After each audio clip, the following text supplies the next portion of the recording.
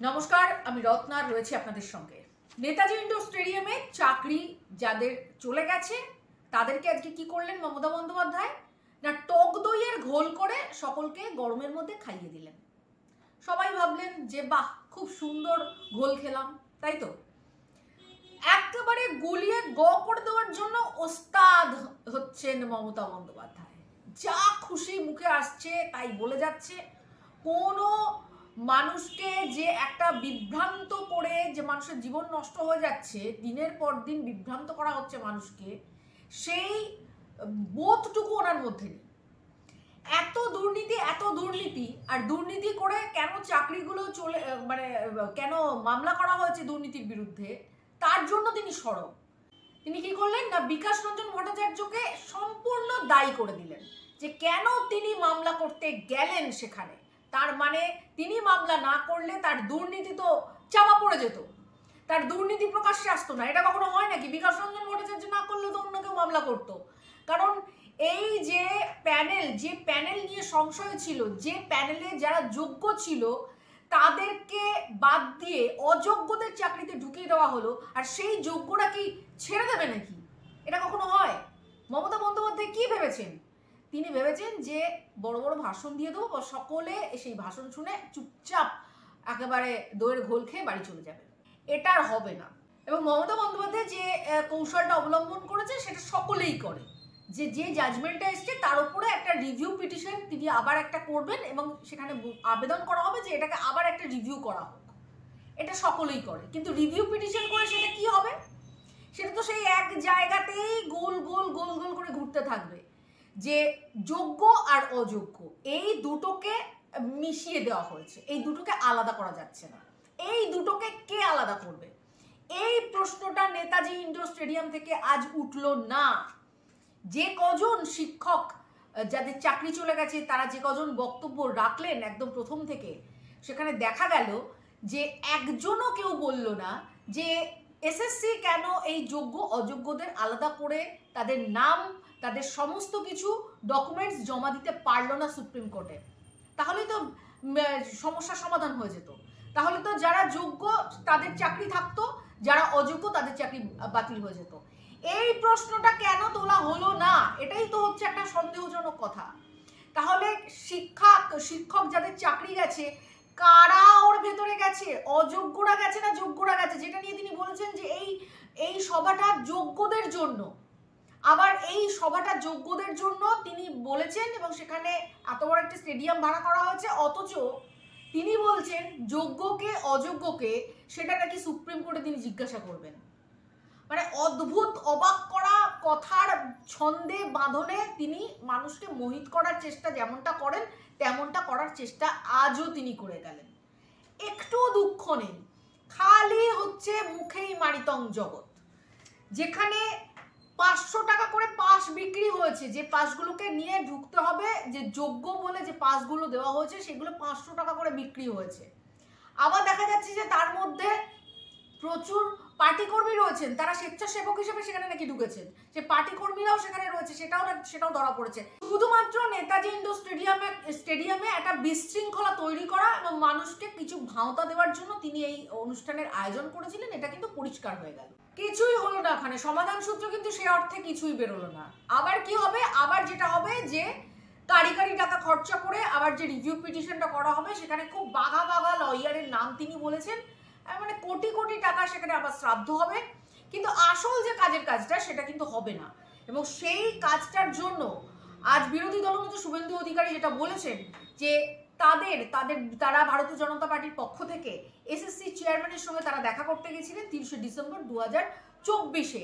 সেখানে গিয়ে তাকে অনুরোধ করতেন যে আপনারা এই যে যোগ্য অযোগ্যদের যে ওয়েমার্কশিটটা আসল বলে পরিচিত হবে, যেটাকে দেখে এটাকে জাজ করা যাবে যে হ্যাঁ এটা যোগ্য এটা অযোগ্য, সেই ওয়েমার্কশিটকে আপনারা প্লেস করুন, না হলে কিন্তু সকলের বিপদ রয়েছে। এটা যখন তাকে বোঝানোর জন্য ভারতীয় জনতা পার্টি গেছিল, তখন তিনি তাদের সঙ্গে দেখা করেননি, তার সচিবের সঙ্গে দেখা করে এই অনুরোধটা করে আসা হয়েছিল। ফলে এই জায়গা থেকে বিরোধী দলনেতা তিনি কি বললেন আপনারা একটু শুনুন। প্রথম, আমরা ভারতীয় জনতা পার্টির নেতৃত্বে 30 ডিসেম্বর 2024 এসএসসির চেয়ারম্যান সিদ্ধার্থ মজুমদারের সঙ্গে দেখা করতে চাই। তিনি দেখা করেননি, তার সচিব দেখা করেন। সেখানে আমরা বলি 7ই জানুয়ারি 2025 ডেট রয়েছে। আপনারা যদি যোগ্যদের তালিকা এক্ষুনি সাবমিট না করেন তাহলে যা গতি প্রকৃতি হিয়ারিং এ আমরা দেখছি সকলের চাকরি চলে যাবে। ইটস এ মেজর ব্লান্ডার হবে।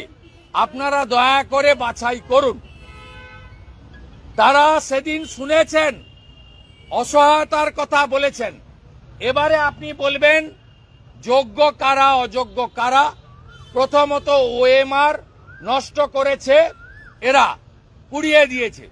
গাজিয়াবাদ থেকে সিবিআই ওএমআর পুনরুদ্ধার করে তারা হার্ড ডিস্কের মাধ্যমে ওএমআর পুনরুদ্ধার করে তারা প্রকাশ করার ফলেই আজকে যে বঞ্চিত যারা হলেন, ক্ষতিগ্রস্ত যারা হলেন, বুক বাজিয়ে যে বলতে পাচ্ছেন আমি যোগ্য, এই কথাটা তারা বলতে পাচ্ছেন সিবিআইর জন্য।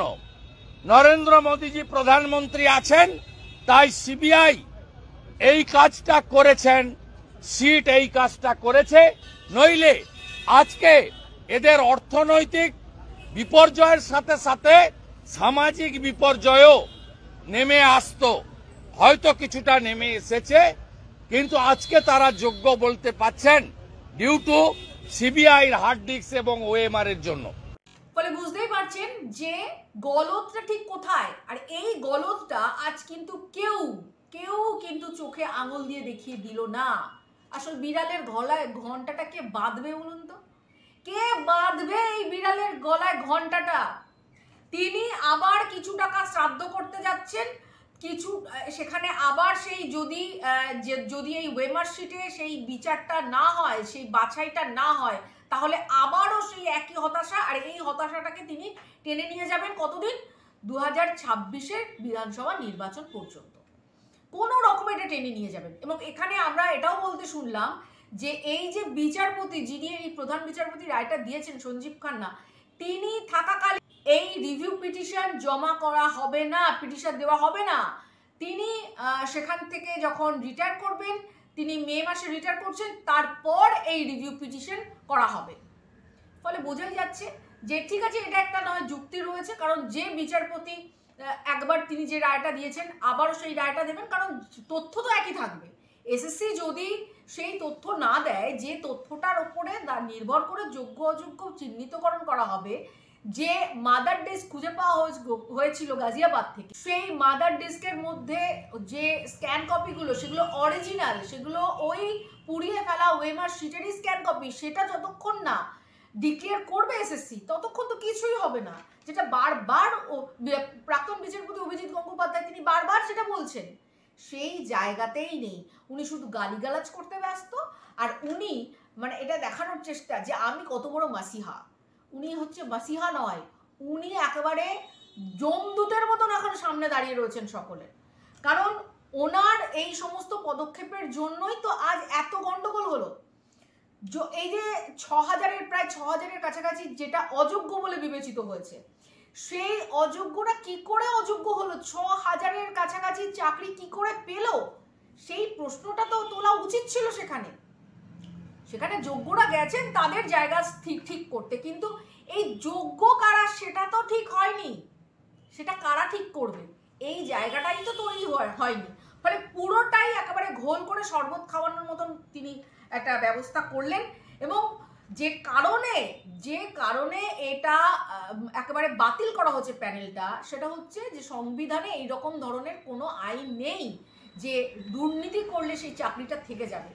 এটা হিউম্যানিটিজের গ্রাউন্ড থেকে এটা থেকে যাবে, কিন্তু সেই জায়গাটা প্রভিশনটা নেই। ফলে আইনের ওই ধারাটাকে লঙ্ঘন করা হয়েছে এখানে। সেই জায়গা থেকেই তো এটা বাতিল হলো।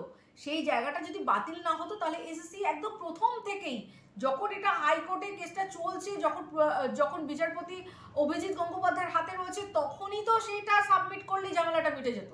এটাকে এত দূর লং লাস্টিং করে 2021 থেকে 2025 এত দূর টেনে হিজড়ে নিয়ে এসে উনি ভাবছেন যে এই 26-এর বৈতরণীটা যদি আমি পার করতে পারি, এই মে মাসের পরে এই রিট পিটিশনটা আবার জমা করি, তারপর সেটাকে আরও টেনে নিয়ে যাই, তাহলে মানুষকে একটু আশ্বস্ত করে একটুখানি এদিক ওদিক থেকে ম্যানেজ করে কিছু টাকা পয়সা দিয়ে আশ্বস্ত করে একটা বোকা বানানো, এটাই হচ্ছে মেন কাজ। ফলে এই বোকা বানানো চক্রান্ত মমতা বন্দ্যোপাধ্যায়ের আজ থেকে নয়, মানুষকে তো বোকা বানিয়েই আসছে, এবং বোকা বানাতে বানাতে একদিন নিজে এপ্রিল ফুলের মতন পুরো বোকা হয়ে যাবেন। এটা কিন্তু একেবারে পরিষ্কার।